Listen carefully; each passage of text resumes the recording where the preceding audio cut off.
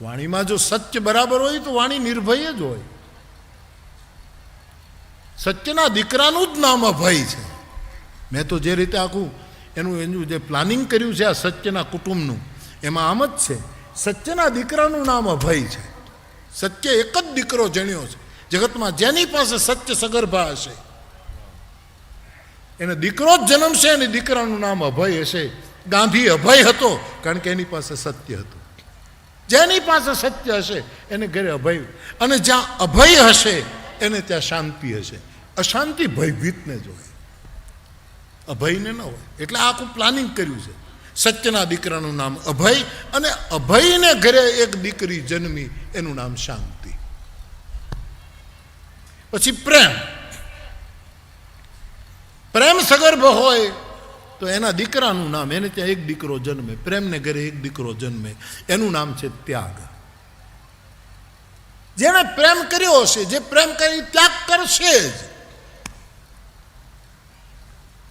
પ્રેમી ત્યાગ કરે જ. ત્યાગ એનો સ્વભાવ છે, એનો શ્વાસ છે. કારણ કે પ્રેમના દીકરાનું ત્યાગ છે. એને ગીતામાં લખ્યું છે જેનામાં ત્યાગ આવશે એને નિરંતર શાંતિની પ્રાપ્તિ થશે.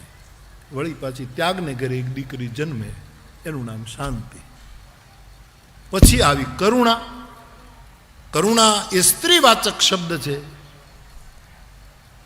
કરુણાને ઘરે એક દીકરી જન્મે છે. એ દીકરીને જ જન્મ આપે, દીકરાને નથી. અને દીકરીમાં કરુણા ખુશ છે. એને દીકરી દીકરા કરતા હવાય છે. કરુણા નામની સ્ત્રીને દીકરી જન્મે છે ને દીકરીનું નામ છે અહિંસા. જ્યાં કરુણા હશે ત્યાં હિંસા હશે જ નહીં. એની ધીડીનું નામ જ અહિંસા છે. એની દીકરી જ અહિંસા છે. અને એ અહિંસાને એને પરણાવી વળી પાછી એને ઘરે દીકરી જ થઈ. એ દીકરીનું નામ પાછું શાંતિ છે. હિંસક માણસ કોઈ દિવસ શાંત ન હોય, અહિંસક માણસ જ શાંત હોય. વળી એની દીકરીનું નામ શાંતિ. આને મારી વ્યાસપીઠ ઓમ શાંતિ શાંતિ શાંતિ કહે છે.